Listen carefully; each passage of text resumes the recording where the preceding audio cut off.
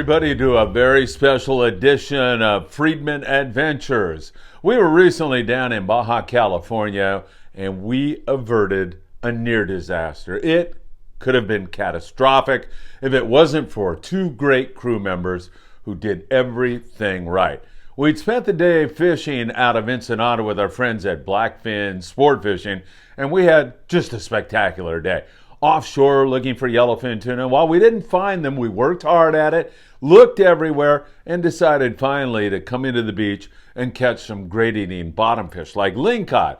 We filled up with lots of lings and rockfish, and then on the way home, we decided to go in and get a look at La Bufadora. La Bufadora is a blowhole, and there's very few in the world, so it was a unique opportunity to see this blowhole from the other side. I'd been up where the tourists go many times on numerous occasions and looked down at the blowhole and watched that immense amount of water get pushed out and up, and it was always a thrill. But to see it from this side was an absolutely awesome experience. That was until we got a lobster trap caught in our prop. Yeah, you got a lobster trap in there. My phone. Give him my phone. Good God.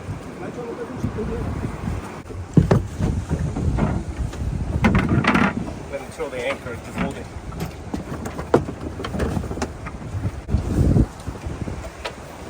Yeah, kick that off.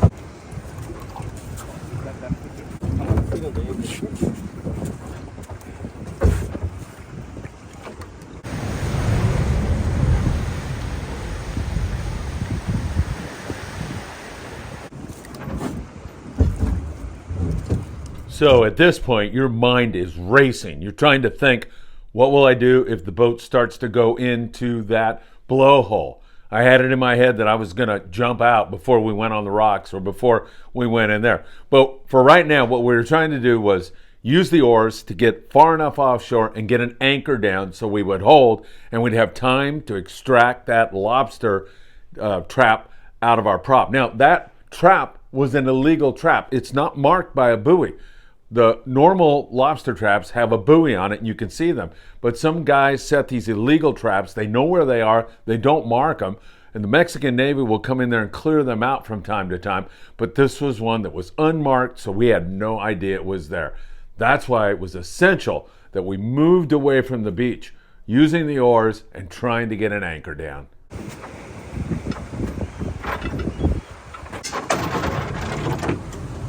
George, put a life jacket on. Yeah. Now I'm going to throw the anchor.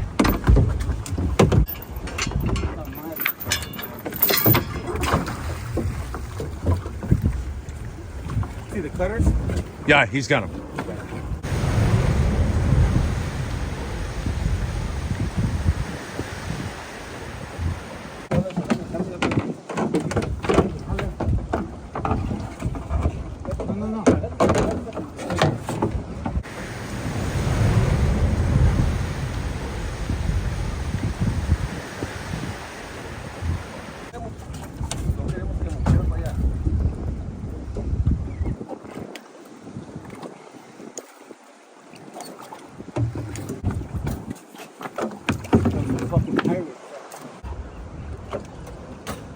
Does it seem like we're staying on the same place?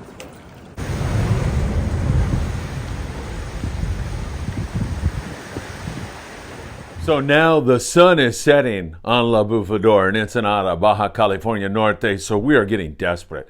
We really need to get this lobster trap out. We'd made several calls on the marine radio to our other panga, the other boat from Blackfin, but VHF radios are line of sight, and we had that cliff there that was blocking our transmission, and we really didn't have time to mess with that very often. I'd go by the radio from time to time, pick it up. The name of the other captain was Russo, and I'd say, Russo, tenemos problemas, ven por nosotros. We're having problems, please come for us. But we had to keep working, and it was a team effort, and nobody really panicked. George was up in the bow. He was watching to see if we were moving too close to the rocks so I could use the oar to move us off further and push us out to sea. And we had an anchor down, so we were holding pretty well. At this point, though, we started to resort to using gaffs and oars and any other thing that would get that trap out of our motor.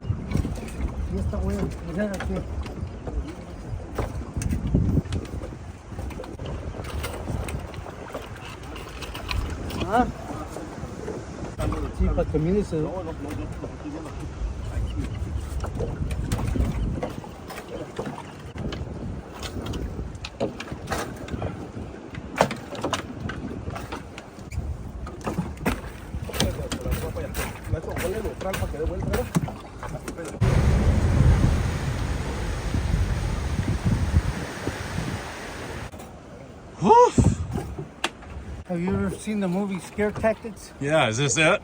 This is it. Well, it's a close facsimile. Nacho, my heroes! You guys freaking rule! We almost ate it there at La Bufadora. I couldn't talk much. I was busy using an oar, trying to push us off, trying to get some video for you, but we came very close to going on the rocks and getting sucked into the blowhole.